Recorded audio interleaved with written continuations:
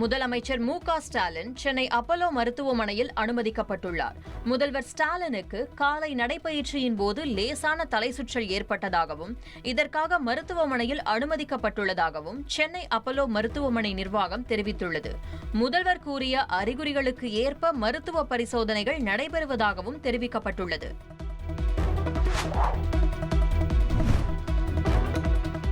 நாடாளுமன்றத்தில் அன்றாடம் நடைபெறும் அலுவல் தொடர்பான லிஸ்ட் ஆஃப் பிசினஸ் எனப்படும் நாடாளுமன்ற அலுவல் பட்டியல் இனிமேல் தமிழ், தெலுங்கு, மலையாளம் உள்ளிட்ட மொழிகளிலும் வெளியிடப்படும் என தெரிவிக்கப்பட்டுள்ளது.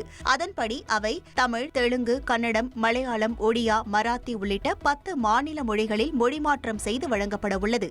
இதற்கு முன்பு ஆங்கிலம் மற்றும் ஹிந்தி ஆகிய மொழிகளில் மட்டுமே இது வெளியிடப்பட்டு வந்த நிலையில் இந்த அறிவிப்புக்கு பலரும் வரவேற்பு தெரிவித்துள்ளனர்.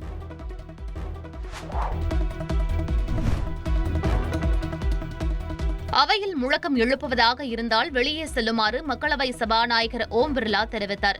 மக்களவை கூட்டத்தொடர் தொடங்கியதும் காங்கிரஸ் முன்னாள் நாடாளுமன்ற உறுப்பினர் குமரி ஆனந்தன் உள்ளிட்டோர் மறைவுக்கு இரங்கல் தெரிவிக்கப்பட்டது. தொடர்ந்து பஹல்காம் பயங்கரவாத தாக்குதல் மற்றும் அகமதாபாத் விமான விபத்தில் உயிரிழந்தோருக்கு இரங்கல் தெரிவிக்கப்பட்டு உறுப்பினர்கள் மௌன அஞ்சலி செலுத்தினர். சர்வதேச விண்வெளி மையத்திற்கு வெற்றிகரமாக பயணம் மேற்கொண்டு பூமிக்கு திரும்பிய இந்திய விண்வெளி வீரர் சுபான்ஷு சுக்லாவுக்கு மக்களவையில் பாராட்டு தெரிவிக்கப்பட்டது. இதனைத் தொடர்ந்து ஆபரேஷன் சிந்தூர், பஹல்காம் பயங்கரவாத தாக்குதல், பீகார் வாக்காளர் பட்டியல் விவகாரம் குறித்து விவாதிக்க கோரி காங்கிரஸ் உள்ளிட்ட எதிர்க்கட்சி எம்பிக்கள் அமளியில் ஈடுபட்டனர். அப்போது முழக்கம் எழுப்புவதாக இருந்தால் அவையை விட்டு வெளியே செல்லுமாறும், அவையிலிருந்து கொண்டு முழக்கங்களை எழுப்புவது சரியல்ல, அனைத்து பிரச்சினைகளுக்கும் பதிலளிக்க அரசு தயாராக உள்ளதாக சபாநாயகர் ஓம் பிர்லா தெரிவித்தார்.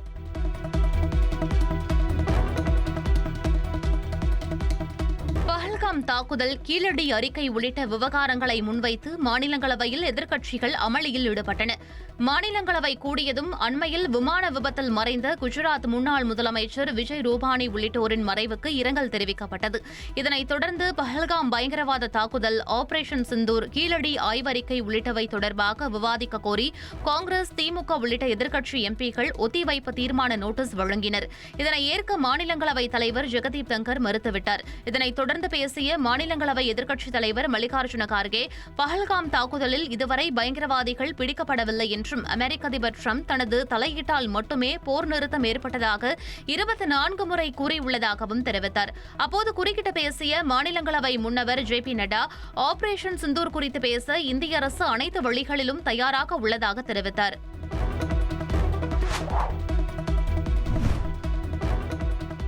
வங்கதேசத்தில் கல்வி வளாகத்தில் ராணுவ விமானம் விழுந்து நொறுங்கி கோர விபத்து நிகழ்ந்துள்ளது.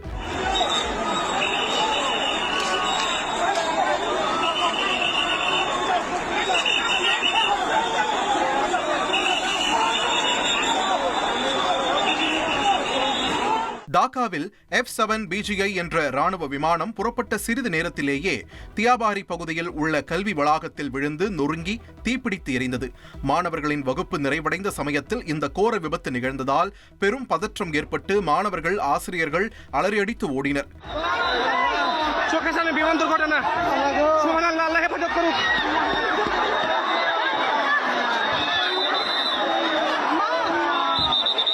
குறிப்பாக விபத்து நடந்த பகுதி முழுவதும் கடும் புகை மூட்டம் நிலவியது.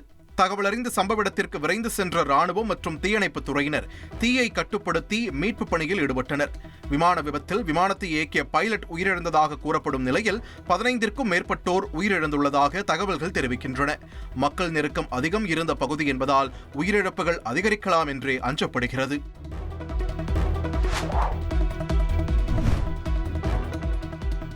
கேரள மாநில முன்னாள் முதலமைச்சரும் சிபிஎம் மூத்த தலைவருமான V.S. அச்சுதானந்தன் உடல்நலக்குறைவால் காலமானார். அவருக்கு வயது 101.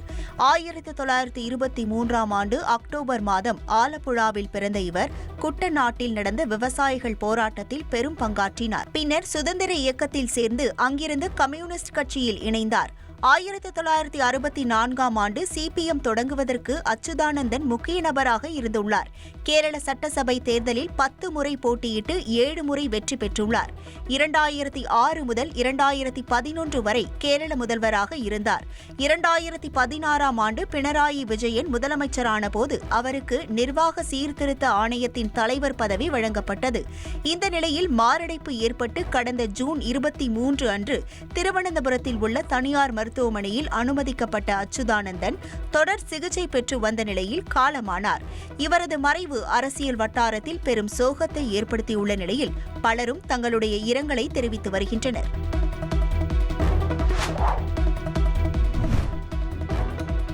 திருவள்ளூர் மாவட்டத்தில் 8 வயது சிறுமி பாலியல் வன்கொடுமை செய்யப்பட்ட சம்பவத்தில் குற்றவாளியை பற்றி துப்பு துலக்கிட 40 பேர் அடங்கிய குழு அமைக்கப்பட்டுள்ளது. ஒரு கிராமத்தில் 8 வயது சிறுமியை ஒரு வட மாநில இளைஞர் பாலியல் வன்கொடுமை செய்ததாக கூறப்படுகிறது. இந்த சம்பவம் நடந்து 10 நாட்களான நிலையில் குற்றவாளியின் புகைப்படத்தை அச்சிட்டு போலீசார் போஸ்டர் வெளியிட்டுள்ளனர். மேலும் புறநகர் ரயில் நிலையங்கள் உட்பட பல்வேறு இடங்களில் குற்றவாளி குறித்து கண்காணிப்பதற்காக மாவட்ட காவல் கண்காணிப்பாளரின் உத்தரவின்படி 40 போலீசார் அடங்கிய குழு அமைக்கப்பட்டுள்ளது. அவர்கள் ஷிப்ட் முறையில் தொடர்ந்து இந்த பணியில் ஈடுபடுவார்கள் என கூறப்படுகிறது.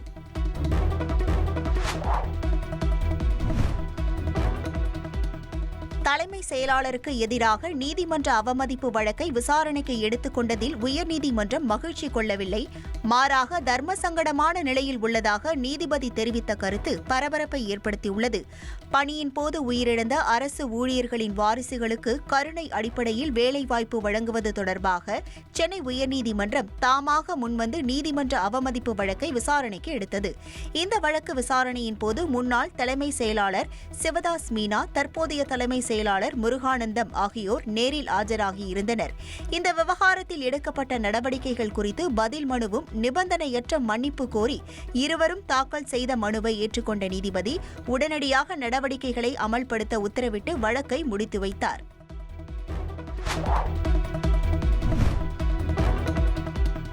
சென்னையில் பள்ளி மாணவியை மாடு ஒன்று முட்டி தூக்கி வீசிய சம்பவம் தொடர்பான சிசிடிவி காட்சி வெளியாகி பரபரப்பை ஏற்படுத்தியுள்ளது.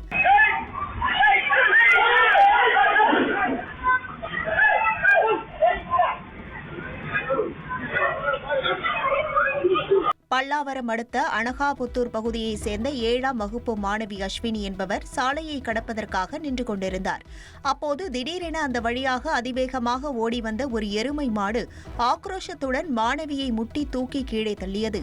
இதில் படுகாயமடைந்த மாணவி மீட்கப்பட்டு சிகிச்சையில் உள்ளார். இந்த சூழலில் சாலையில் சுற்றித் திரியும் மாடுகளின் உரிமையாளர்களுக்கு மாநகராட்சி சார்பில் அபராதம் விதித்து வந்த நிலையில் இதுபோன்ற சம்பவம் இன்னும் நடப்பதாக பொதுமக்கள் ஆதங்கம் தெரிவித்துள்ளனர்.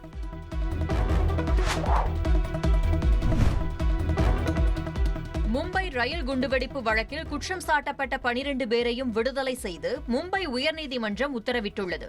மும்பையில் கடந்த 2006ஆம் ஆண்டு ஜூலை 11ஆம் தேதி நிகழ்த்தப்பட்ட ரயில் தொடர் குண்டுவெடிப்பு சம்பவத்தில் 189 பேர் பலியாகினர். 224 பேர் காயமடைந்தனர். இவ்வழக்கில் 12 பேர் கைது செய்யப்பட்டு 5 பேருக்கு மரண தண்டனையும் 7 பேருக்கு ஆயுள் தண்டனையும் விதித்து சிறப்பு நீதிமன்றம் கடந்த 2015இல் தீர்ப்பளித்தது.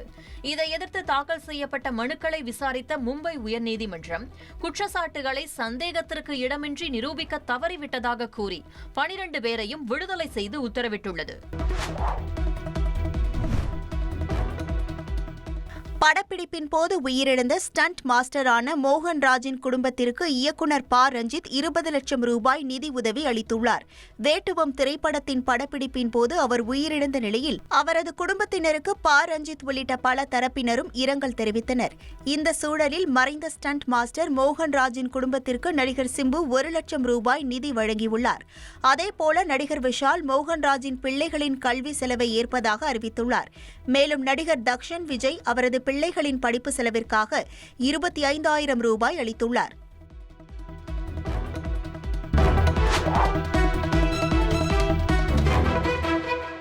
ட்ரெண்ட ஃப்ரெண்ட் ஆக்கிக்கோங்க. தந்தி டிவியின் சப்ஸ்கிரைபர்ஸ் அண்ட் ஃபாலோவர்ஸ் குடும்பத்துல நீங்களும் இணையுங்க.